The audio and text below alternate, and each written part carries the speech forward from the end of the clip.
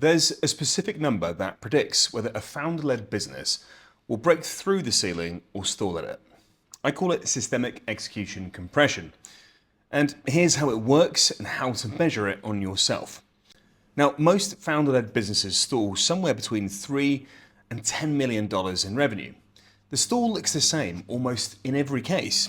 Revenue plateaus, margin gets compressed, the team's busy, the founder's exhausted, and no one can name the binding constraint. Now, when founders reach out to me, they usually have a story for the stall. Either the market's changed, the team's not delivering, the product needs a rehash. Sometimes those are very real, but most of the time the bigger underlying constraint is execution leakage. And by execution leakage, I mean the structural gap between what your business should produce and what it actually produces, given the same inputs and as a direct result of clearly defined leakage vectors that are common shortfalls inside founders and leadership teams. And the leakage is almost always invisible from inside the business. It's downstream of decisions the founder made and is now spending most of their week compensating for. You can't fix what you can't see, and you can't improve what you haven't measured. So hold on to that. It's the recurring thread of this particular video. If you do want the full execution economics model up front, my What is Execution Economics video is pinned to this channel. The link is in the description. Now, for this video in particular, I'm focused on the maths. Here's how the measurement actually works. So I built a 12-question diagnostic that scores you on 6 structurally distinct vectors of execution failure. Higher is worse, lower is better. The output is a composite weighted by structural impact. Now, the number it produces runs from 0 to 100, and it's called the Execution Severity Index. But the Execution Severity Index on its own isn't the figure that I use for the economic calculations. There are 2 more steps, and both matter. Step 1 is systemic execution compression. Now, systemic execution compression equals your execution severity index multiplied by 0.5. And that formula isn't arbitrary. The half multiplier is structural and not statistical. And that is to say, a business can't exist at 100% execution leakage. There's no such thing as a business operating at a total execution failure, because a total execution failure means there is no business. So the practical upper bound of viable but impaired execution leakage sits at 50%. Now, systemic execution compression by construction caps at 50. In practice, that means if your execution severity index is 60, your compression score is 30. That's the systemic compression of your operating system in real terms. The percentage of your business working against you instead of for you. So, step 2, and this is where most frameworks usually stop and where most people get the maths wrong. Compression by itself isn't your EBITDA drag. It isn't the percentage of revenue you've lost. It's instead the structural compression. Now, to translate compression into actual revenue velocity reduction, we apply what I call the translation factor.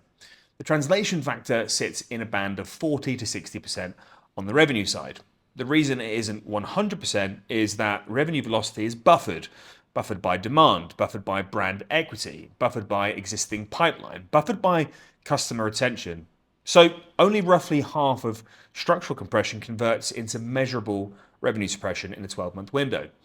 On the cost side, the cost leakage factor sits at a slightly tighter 25 to 40%. So the full chain is this. Your execution severity index is your raw behavioral severity score, 0 to 100. Your systemic execution compression is that score multiplied by 0.5, capped at 50, and that's the structural ceiling. And then compression multiplied by the translation factor at 40 to 60% gives you the lower to upper range of revenue velocity loss. Compression multiplied by the cost leakage factor at 25 to 40% gives you the lower to upper range of operational cost expansion. So it's 3 steps, it's not 2. And again, you can't see any of this until you've actually measured it. So the maths is invisible from inside the business. And again, that's the recurring thread. Let me walk you through what this actually looks like in terms of real numbers inside real businesses. So take 2 businesses. Both are at 5 million in revenue, both targeting 25% EBITDA margins, so both have an EBITDA capacity of $1.25 million on paper. Business A has an execution severity index of 80, compression of 40.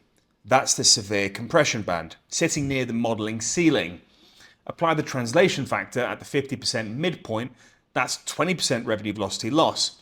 $1 million of revenue suppressed on a 5 million top line. Then apply the cost leakage factor at 32% midpoint. That's roughly 13% operational cost expansion stacking on top. So the realized EBITDA on this business lands closer to $400,000 to $500,000 instead of the 1.25 million capacity. 60 to 70% of EBITDA capacity destroyed.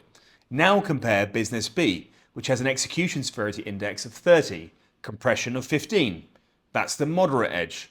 Translation factor at 50% gives roughly 7.5% revenue velocity loss. Cost leakage factor at 32% gives roughly 5% cost expansion. Realized EBITDA lands between 1.05 and 1 million. 12 to 16% of capacity destroyed, the same revenue, the same target margin, the same theoretical capacity, vastly different realized EBITDA. And the difference isn't effort, but instead execution integrity. Now imagine compounding this over 3 years. The $5 million business A produces 400,000 to 500,000 of EBITDA per year, 4 to 5% of revenue. The same 5 million business B produces over $1 million in EBITDA per year, 20 to 22% of revenue. After 3 years, A has accumulated maybe 1.5 million, B has accumulated over 3 million. Same revenue line, different economic engine entirely. And that's the hidden maths that turns a 5 million business into a 15 million business. Not effort, not market, not headcount, but the execution integrity that sharpens revenue velocity and brings better efficiency to operating costs. Compound that for 3 to 5 years, and again, it's huge. Now, none of this is visible from inside the business until you have actually measured it. Okay, here's a real one. This is a founder who reached out to me back end of last year, 7 million in revenue. He took the diagnostic, execution severity index of 76, compression of 38. The dominant vector, where he was seeing that execution leakage, was signal to action dilution. Over 9 months, we worked the structural interventions. In practice, that meant rewriting the operating cadence so that priorities became clear and protected, decisions moved faster with better ownership, and altitude remained high leverage with effective delegation strategy. We installed a decision protocol that closed the gap between what was discussed and what got executed, ending 4 projects that was absorbing huge amounts of leadership bandwidth without producing measurable output, and then restructuring 1 altitude leadership where the right people were operating 2 altitudes too low. By month 9, his execution severity index was down to 32, compression at 16. Revenue had grown 12% in that period, which was nice, but EBITDA had grown from 700,000 to 2.1 million, 3 times. Same business, same team, the same market. The revenue growth was the surface. The EBITDA growth was the actual unlock. And that's the multiplier effect of fixing this structure. And critically, none of that intervention would have been possible without the diagnostic at the front. We would have been deploying generic interventions against a dominant vector we hadn't actually even yet identified. The coin flips again. So if you haven't measured your compression score, you can't improve it. The diagnostics does that for you. 12 questions, takes about 8 minutes. The link is in the description. Take it, see your number, and then we can talk about what to deploy. And if you want the full model context first, as I said, the What is Execution Economics video is also pinned to this channel and mentioned there in the description too. Thanks for watching.